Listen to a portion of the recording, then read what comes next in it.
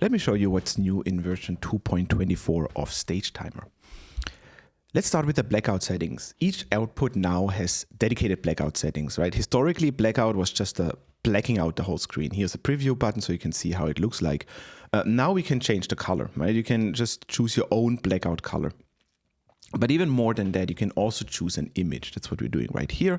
That has been much requested. People wanted to use their own images in these blackout settings, so you can just hit the blackout button and have something audience facing that looks good, like this. It's a very good example. In addition, you can actually show the clock, right? If you want to just have a blackout screen where the clock is showing, so people know when to be back or what's going on right now. That's really helpful. It has been requested a lot, and now we have implemented it. And this is a setting per output. There is a little caveat that on the controller screen, on this preview window, it won't adopt this background, right? It will just show it black as usual, but you can trust it on the output, and we're looking at it here.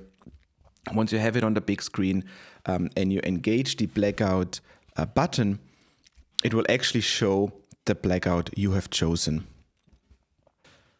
And one neat thing is, because our system does real-time updates, if you choose to change your background at any time, it actually live updates into those full screen views, into these outputs that you have shared the link with for your devices or for other people to look at. Now, the third setting here is really neat. It's the use background setting, which means it will just use the color or image or setting that you have chosen for your actual timer background. Let's make an example here where we choose a kind of blur image as the background. And you can see that the blackout setting just adopts this very same background and disables all the other elements on the screen. And where this is really helpful is if we overlay our time on top of video signal.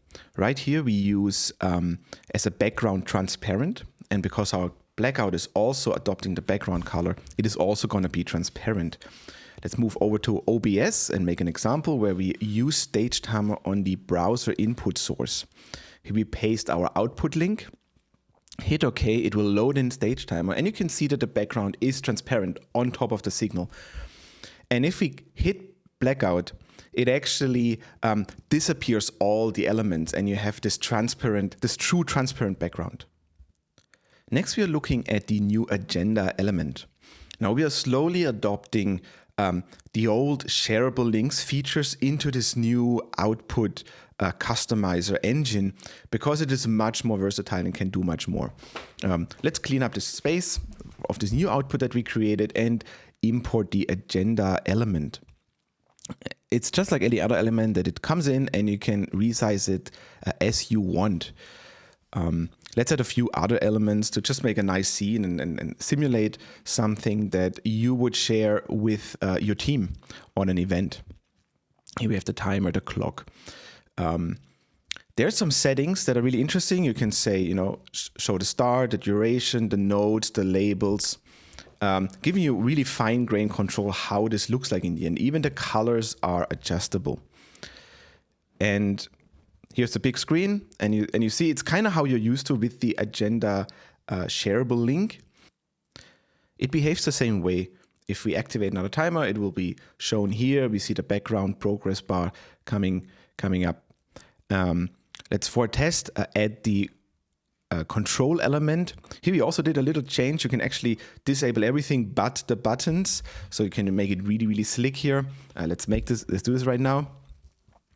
And this would allow, for example, somebody to just control the pausing and advancing of the time without having access to any of the other elements in your timeline.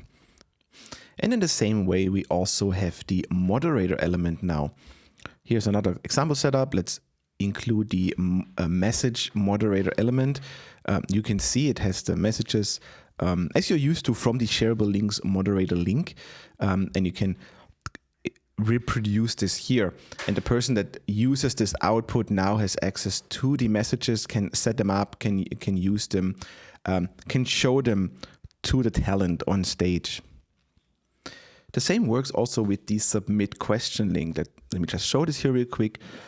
you can share this link, right? Somebody submits a question, it shows up in the moderator. And also let me say at this point that the submit question link is actually not subject to your connected device limit, because it doesn't receive any information from your room. So you can share this as often as you want. And the last improvement I want to show is the JSON import and export. It now supports outputs and images. We're putting an image here into an output to showcase that. And next we are going to export the room as a JSON and import it in the desktop app. Now the JSON export import is really made for you to keep a backup of your room.